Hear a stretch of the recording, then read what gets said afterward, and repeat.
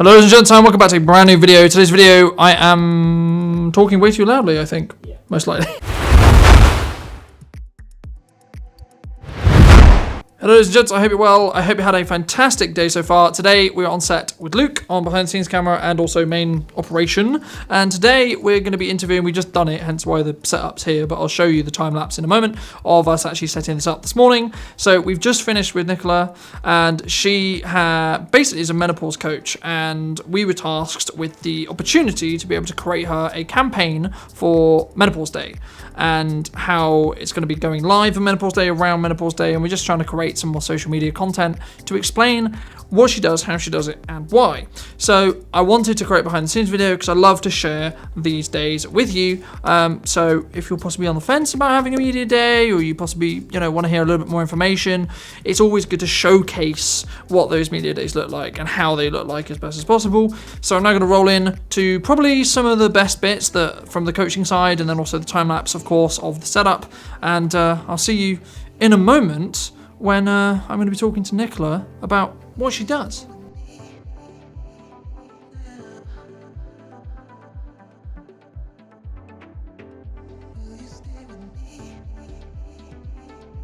Presentations and training sessions are for all ages and genders.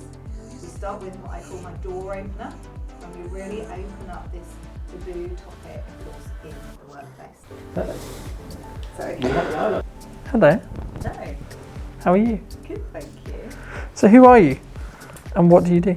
My name is Nicola Green and I run my own consultancy business, providing practical advice and support, helping organisations address menopause in the workplace. My passion is to eradicate this taboo subject from the workplace and really try and remove the stigma around the perceived age of a menopausal woman.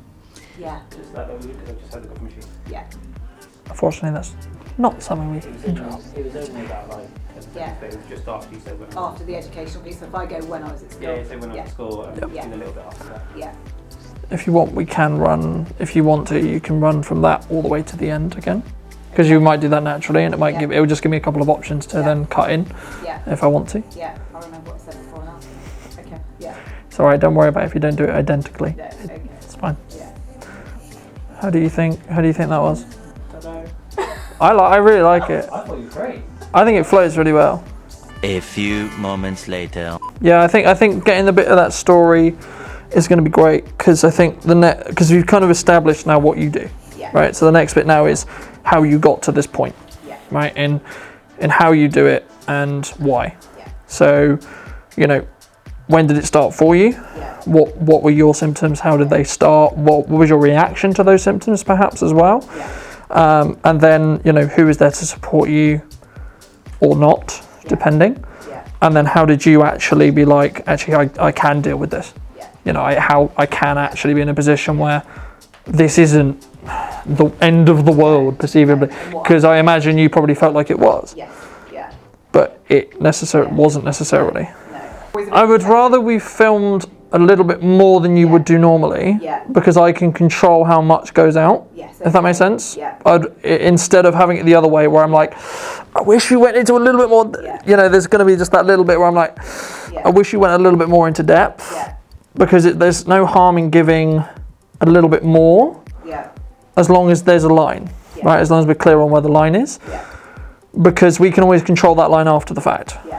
But I'd rather go uncomfortably over it today, and then we can always pull that line back. Yeah, I don't like to give away the whole thing, I suppose. Yeah. What I say. But we can balance it. Yeah. As I say, we can balance it when we actually edit it, and we can decide when you want it to end. Yeah. But if I don't have it in regards to coverage, then it's like we don't really we have what we have. Yeah. Right. So I'd rather. I'll give you kind of like the full version. You can cut it down.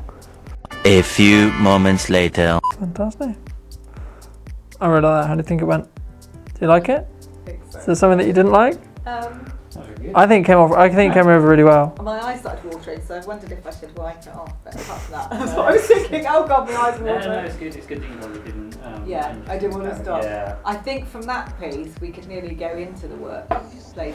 The only question I was going to ask you, which was going to lead on to that, was what was the benefit or quote unquote benefit from explaining to guys what their mother, sister, partner is going through.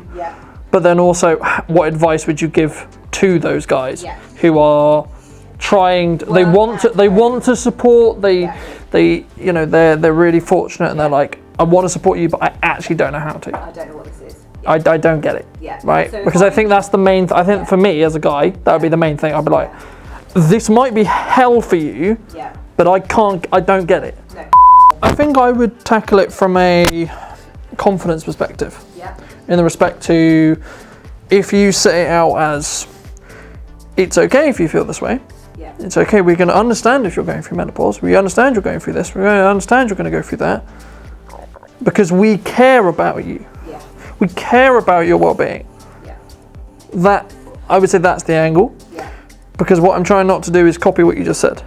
But also, from an employer perspective, there's a lot of, I guess, taboo at the moment around how do people feel if they're coming back to the office? How do people feel working from home? How does that hurt team relationships or not? And I think it leans into that to an extent because, and maybe, I don't know, but maybe, you know, freeball this, what would be the, you know, would the option potentially be if a woman is going through menopause or menopausal symptoms, actually call in, instead of calling in sick, call in for work from home. Which is what we're talking And about can, in the agile and also then from an employer's perspective, how would they need to respect that and how they would need to treat that? Because I think that's the next thing. Because I think there's a lot of business owners right now who don't know how they could or should really do remote working, whether they should, whether they shouldn't. How does it work? Because it's so new. It's the concept of, wait, we don't have to have everyone in the office? Wait, that's not a thing we need? Okay. So what are the pros and cons? But I think from your perspective, keeping it on your lens, it's actually about trying to teach employers or trying to educate employers that it's not the woman's fault. They're not trying to do it to be like, no, I hate this job, right? It's not in their control. No. And they would probably be able to do, correct me if I'm wrong, but they would probably be able to do some work at home instead of no work. Because if they're calling it, they're doing, that's a day gone, 2 days gone, 3 days gone, a week gone, however long it is. But I think it's the confidence thing. What I mean is the confidence thing is making sure that employer has had the conversation. I think the way we would frame it here is, what advice would you give to employers or people who are going to, you know, possibly have remote staff or having remote workers and so on, about how, if they do have a menopausal issue, they can have that confidence feeling, they can be in the respective, it's actually okay. Because I think the main reason why someone wouldn't mention it is because either I'm going to be ridiculed or I'm going to lose my job. Or both. Worst case scenario, both. Right? As in, the employer is going to announce we're firing you because XYZ, however they would phrase it. Unfortunately, some employers are dicks, right? But it doesn't have to be that way, right? And in my opinion, the majority should be more open in, but the only way they're going to be more open is they understand it, right? And I think, correct me if I'm wrong, I think that's kind of what you do in that respect, and you educate them. And I think that's the next kind of angle. And I think especially, and as it would lean into because whenever we do marketing, we're looking at what's trending. Right, I hate the word, but what is current, and that is very current, because it's something which employers are going to have to deal with for the next 3 to 4 years until it kind of all settles itself again. There's a lot of like, can this work? Does it work? If it doesn't, why doesn't it? If it does, why does it? There's a lot of that. No, I could go with, in 2019, when I started this business, I spoke to employees about flexible working, agile working, how I thought it would help some symptoms. Now I'm delighted to see that obviously there's so much more agile working in place, and these are the kind of the benefits. A few moments later. Well, it will naturally flow in. I don't think we'll even need to you can make a pause if you want to, but I don't think we'll even need to. No. Because I think because you're going to first establish, because what we're trying to do is that's what I was thinking about, is where's the bridge bit, because we need a bridge bit of content between the content we filmed earlier, what that talks about you, what you do, why you do it, how you do it, and then we need a bridge bit of content into your clients. But I think that works really, really well about why you're honest in that respect, because then people will get why you do it, and then they're going to resonate more with you as well, which is great. Are we ready, Luke? I'll just give Luke a moment to... It's alright, mate, you take as long as you need. Is there anything else you want to talk to about client-based stuff? The answer can be no. I don't think. Everyone thinks when I ask them that it's a tripped up question. You have to find something to discuss. No, you don't.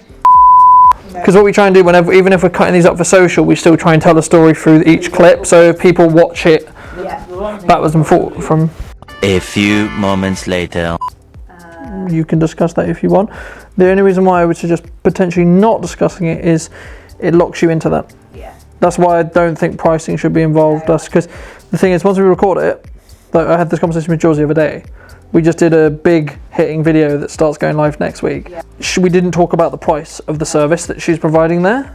Because I'm like, what if in 6 months you want to change it? What if in a year you want to change it? I don't think it's a very good idea to mention specific costs. Like you don't, rule of thumb in video, don't mention dates, don't mention times, don't mention prices. Because then someone's going to be in the video, well actually you said in this video, they don't care whether it's 4 years old or 5 years old, well actually I think you're finding in this video you said. So that's normally why we suggest not to. A few moments later. I think if you were going to do that, you would have to frame it in such a way where you're saying, I have heard from clients after they've come to a presentation, that can work. If you say, this is what I'm going, it has to be, because otherwise it's you sit here saying, going to be perceived as, oh, you're up your own arse, kind of thing, right? Whether you are or not doesn't matter. That's the way it will be perceived. Unless you go, oh, it's, I have heard. Clients have told me. People who have come to my presentation have said to me.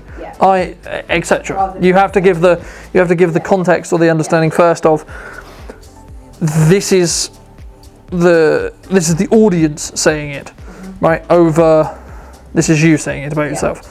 If that makes sense. No, absolutely. Because I like it. I just think we need to frame it in the right way for it to work. Prior to today, my video marketing was me holding up my iPhone in my office or in my garden and trying my best. However, during one of my TBN networking meetings, Carlton from Brunton Media did an 8-minute talk, and I was intrigued. I was intrigued and I was inspired by his enthusiasm for marketing through video. And I had a one-to-one with Carlton, and it resulted in today's video shoot. Was I nervously excited? I probably was, but I have had a great day recording my work with Carlton and Lucas in Salisbury today. So if any of you are thinking of marketing yourself in a different way, I would highly recommend you do this. So that was the media day today, and a big shout out to Luke for his help on this production, because it makes my life so much easier. And I'll go into a little bit about why Luke's role is actually here, because personally I found when we're doing interviews that it allows me to really work with our client directly to help them maybe understand the language, or maybe understand what we could discuss or how we should discuss it and how it really feels, and help them feel more comfortable in this intimidating environment like we've discussed before. And then Luke's role is just to make sure that it sounds and looks good, and he's able to help articulate that message and help our clients also articulate their messages as well. So if you did enjoy this video and would like to see more like it, then make sure to be subscribed to the channel. If you did enjoy it, I'd love to hear what you think in the comment section down below. And I'll see you very, very soon.